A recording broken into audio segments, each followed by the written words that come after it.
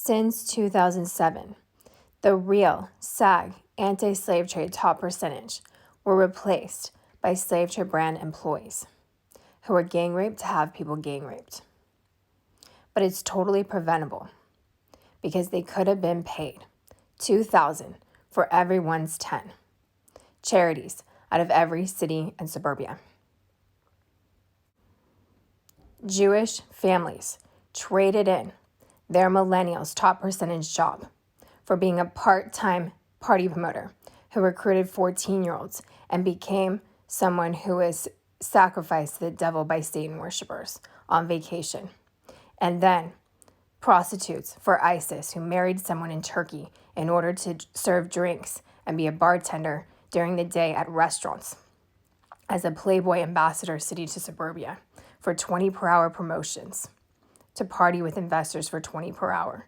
And it became the daily regimen from early in the morning, 24 hours a day, to party at these packed slave trade brand small businesses, eating with murders, where they get laid in order to work minimum wage, or it's human trafficking, homeless.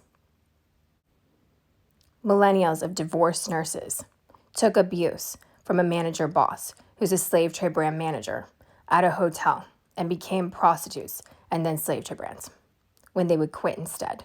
But they would have the low-end sales, the $10,000 and a place to live at their parents' house and a car.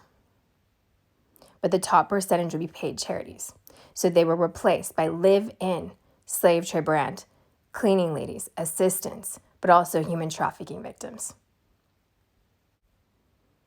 It says in the Bible they're not compared to anything else, and you wouldn't favorite the poor in a lawsuit. The party scene since the year 2000 became murders as kids of policemen. The only way they're paid is through Brittany, who rejected a verbal agreement with IMG at the IMTA, where the other agencies lied, saying that they can get them a paid job separate from an agency, accepting the $10,000.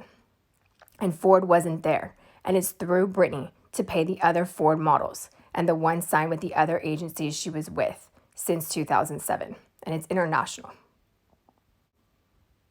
They were free slaves, so they had to be paid charities when the top percentage grew up in Compton, to not be a prostitute, to work at Starbucks, and be gang raped, to have people gang raped to work at Starbucks in the ghetto, and have some boyfriend pay for them to be a real estate broker with cystic acne.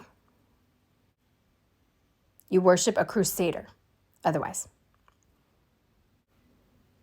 They're paid the top percentage as the anti-slave trade top percentage businesses as a referral for at-home businesses, knocked up millennials 2000 till now who couldn't afford to leave their kid with free babysitting in order to work minimum wage.